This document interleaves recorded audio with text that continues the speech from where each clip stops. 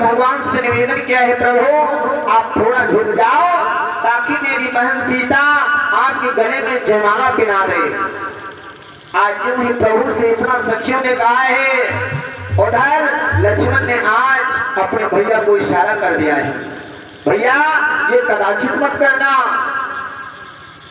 लक्ष्मण ने इजाजत दिया, भैया ये कभी मत करना। क्यों? क्योंकि यहाँ पर तुम्हारी ससुराल है।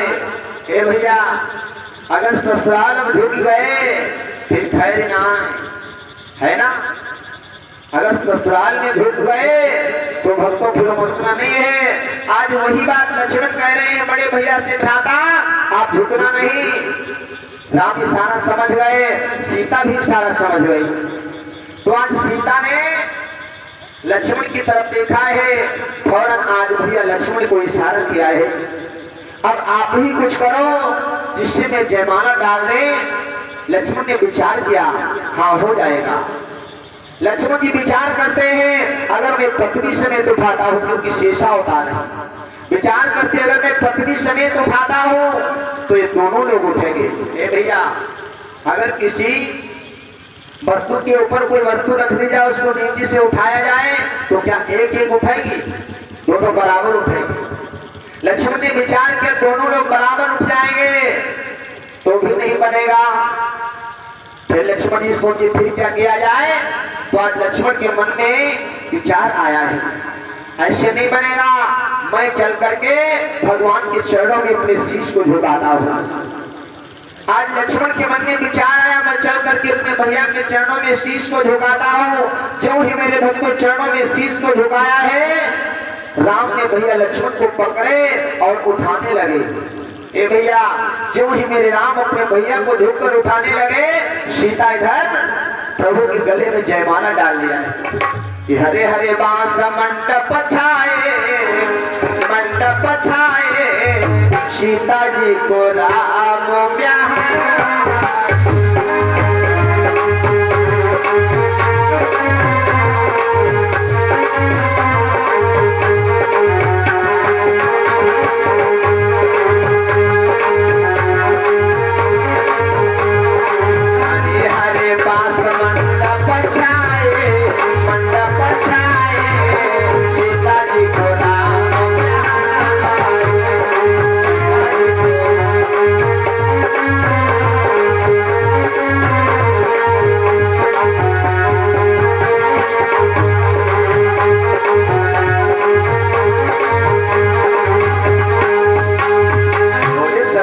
भगवान की। आज यूं ही मैया सीता ने समय देखा है, फौरन प्रभु के गले में जयमाला डाल दिया है। इधर मानुष की चौपाई क्या कहती है, जो घर बर कुल होई अनोखा।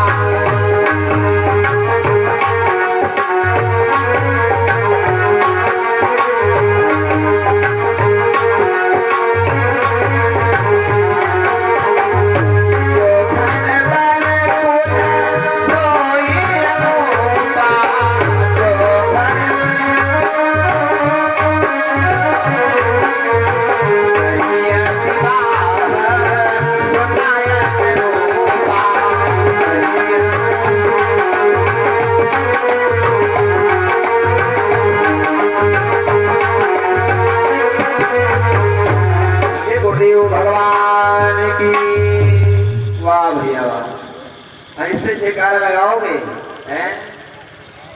अगर इसी प्रकार से आप लोग जयकारा लगाए तो फिर पार लग गया, क्योंकि भगवान का विवाह है, यहाँ पर चहल पहल होनी चाहिए और आप लोग तो बिल्कुल सन्नाटे से बैठे हो, है नहीं? जब बीच की जयकारा बुलवाया जाए तो जयकारा हमें और आपको थोड़ी ताकत लगा करके बोलना है। और आज तो कोई लोग भूखे तो होंगे नहीं भैया, अगर कोई लोग भूखे हो तो वही बताए दो, है नहीं? पीछे भंडारा चल रहा है, वैसे हो सकता है कोई भैया या माताएं मैंने भोजन पा करके नहीं आती थी, लेकिन आज तो यहाँ भी उपलब्ध है नहीं? फिर किस बात का संशय है? भैया लोग थोड़ा तेजी से जयकारा लगाएंगे, बोले सदगुरुदेव भगवान की। अब माताएं बहने बोलेंगी आदि शक्ति दुर्गा मैया की। वाह भैया वाह। जब आप लोग थोड़ी थोड़ी ताकत लगा करके जयकारा बोलते रहेंगे तो मेरे को भी एहसास होगा भक्तगण कथा श्रवण पाठ कर रहे हैं। परीक्षित जी कथा कहाँ पहुंच चुकी है?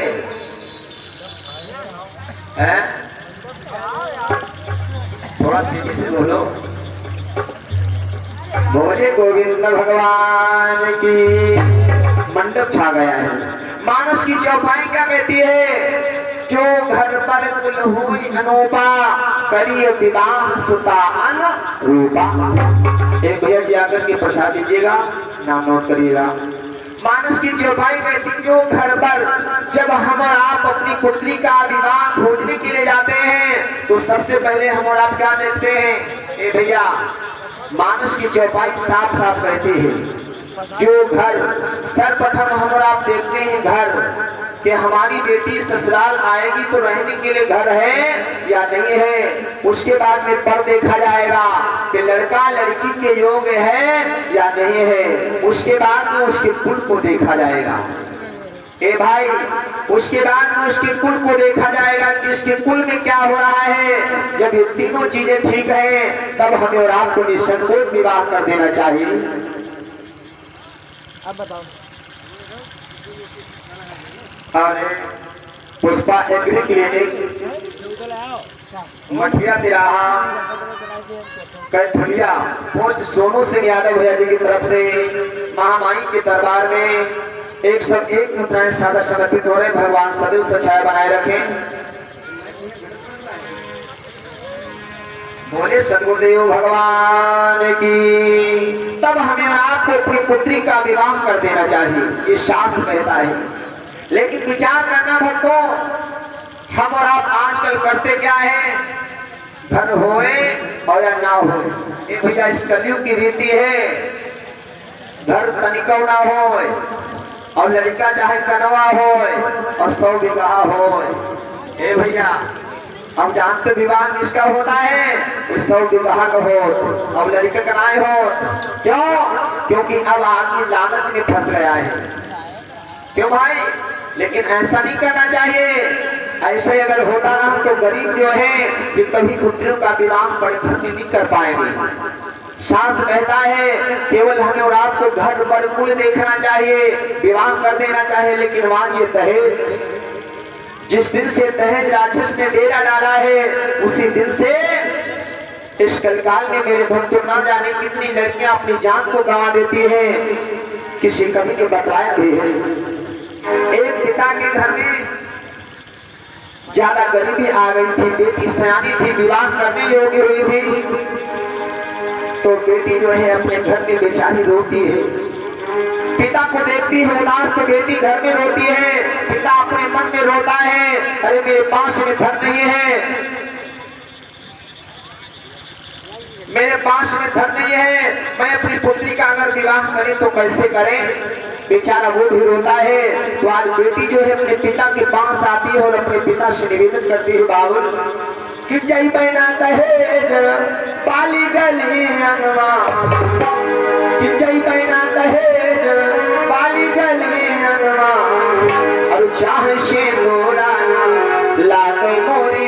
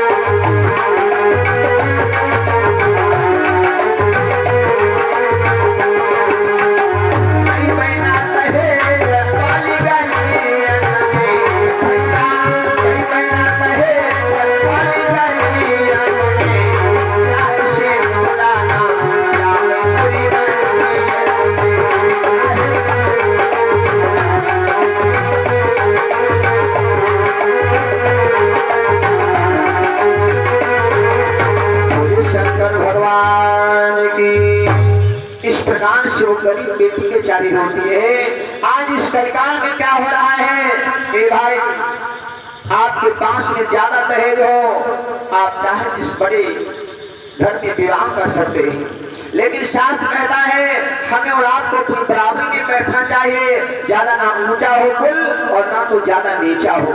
अगर समाज में सम्मान पाना है तो अगर ऊंचे कुल में जाते हो तो अपमान होगा, अगर ज्यादा नीचे में जाते हो तब भी अपमान होगा। आप एक उदाहरण दे दें। एक भैया जी थे, ज्यादा पढ़ लिख करके डिग्री पा लिया, वकालत करते थे, लेकिन हमारे प्रभु की लीला, वकील साहब सारा जीवन पढ़ाई किया, डिग्री पा गए, आज वो वकील बन गए हैं, ए भाई, लेकिन उनके पिता ने क्या किया है, अपने पुत्र का विवाह किया है। अनपढ़ पत्नी पाए, अनपढ़ बहू घर में आई है, क्यों? क्योंकि उन्होंने दहेज से शादी किया है। ए भाई, आज इस समाज में क्या हो रहा है कि वो धन देखा जाता है। आज जो है उनकी पत्नी घर पे आई है, बेचारी एकदम अनपढ़ है, पिता तो दहेज लेकर के बैठ गए, अब वकील साहब अपने मस्तक को पीटते हैं, मन में विचार करते हैं हमारी मेरी किस्मत। ए भैया, जब साइकिल का पहिया मोटरसाइकिल में लगा दिया जाए तो क्या चलेगी? बोलो भाई, चलेगी? नहीं चलेगी। आज वही हाल वकील जी का है। बेचारे सारा दिन तो वकालत करते हैं, शाम के समय जब घर को आते हैं तो घर में आकर के देखते क्या है, तो घर में आकर के आवाज लगाते हैं, देवी।